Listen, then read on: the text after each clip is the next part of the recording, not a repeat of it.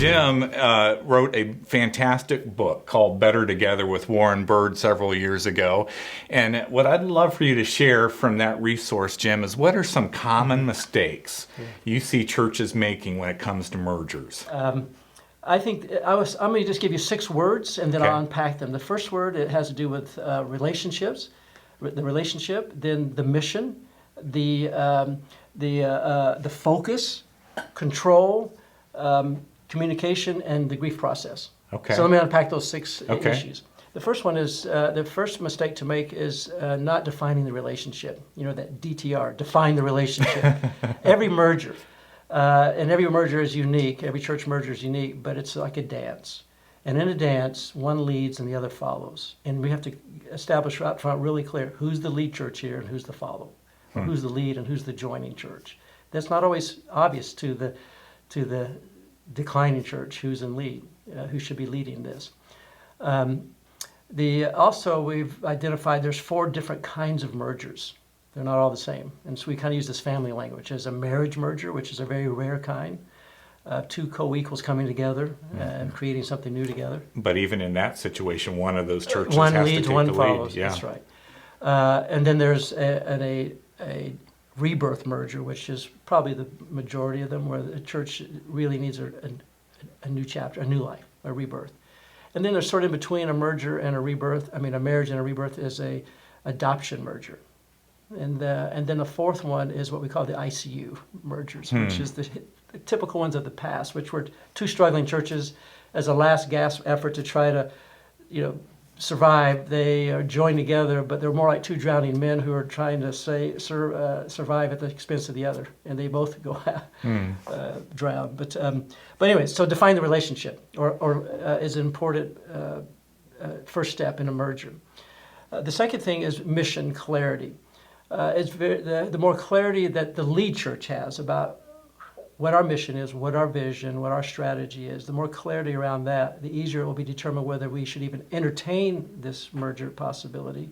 And if we do engage with another church that wants to join with us, we're really clear about what we're inviting them to join. And so the more clarity you have as the lead church, the easier it is to discern whether it's right or wrong and to guide that process forward. And my suspicion is this, when there's one struggling church, they're not thinking about joining a mission. All they're thinking about is we need help. Yeah, who's gonna teach on Sunday mornings, because we can't afford to hire a pastor anymore, and so we want to join your church so that you can make sure we can continue to have services on Absolutely, Sunday. and this is why it's so important for that lead church to be really clear about the non-negotiables. The tendency is to compromise who you are to accommodate their need, and you give away too much, agree to too much, and then then when you start to try to bring them into your orbit and do church your way, I was like, hey, it's kind of felt like a bait and switch. So it's better to walk away from it, invite them to join your mission vision, and be real clear about what that is, and say, if you want to join us, come on in. And so that was the second word, was mission. What's the third word? Focus. Okay. Focusing, and what we're talking about that is, are you looking backward or are you looking forward? A lot of churches maybe start down this path because they're just trying to preserve a tired way of doing church of the past, or to preserve a facility, and or to just preserve things as they are now in its declining state. But the best kind of mergers are those where you're not trying to preserve something of the past. You're really embracing a shared vision for the future. The other issue is control. I've been involved probably with over 100 merger conversations. Half of those never got to completion because usually about 90% of the time, control. Someone doesn't want to give up control on the joining church side. And that could be the boards don't want to give up control. The senior pastor of the joining church doesn't want to give up control. Or a board member. Okay. Or an influential non-board member, but who has a lot of influence in that church. But somebody doesn't want to give up control on the joining church side. All right, so control, that's the fourth word. The fifth word? The fifth word is communication. The need to, you have to over-communicate once the decision has been made and it's gone public.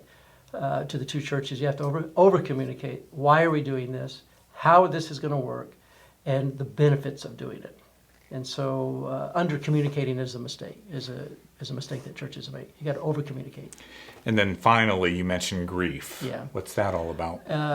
The mistake to underestimate the grieving process of the joining church. Even when people know it was the right thing to do, there is a loss, and it's a grieving process that every church member, every person in the leadership and who have been a part of that church, they're going to go through those normal stages of grieving, of being denial. I can't believe this is happening. I didn't know we had a problem, or didn't know we were in decline, or whatever. And then bargaining. Is there some other way besides merging? Nobody wakes up every day thinking one day we'll get to merge with somebody. Can we just let go of some staff or whatever? So do we have to really do this? Bargaining. Then the third stage of anger. I can't believe they're giving my church away. Mm-hmm. And then fourth is a depression that people can go through. They're just depressed, feels like somebody has died. This is the death of something in me, in my church.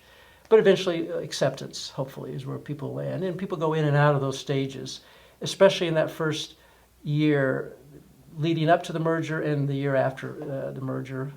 You're going to go through those, and there's going to be some pain with that. And you just need to not underestimate the grieving process, the hurting that's going on with the church. Even when they know it was the right thing, even when they land there, still there's the grieving going on. And that's take some time to work through. It's interesting, at the Unstuck Group, we've talked about ending specific ministries in churches and how you almost have to treat it like someone's passed away, and you need to celebrate that life of that ministry and then talk about the future without that ministry, but what the benefit. It's exactly the same thing. In Okay. a merger, you need to celebrate the past, not ignore it or trash it, but to celebrate it. There was a time when that church was a vibrant church in the community, most likely. And so how do we tap into what was the driver and the motivator behind that and recognize it's a new chapter now, and that's the old, and now the new is coming, and celebrating that past, but then looking to the future.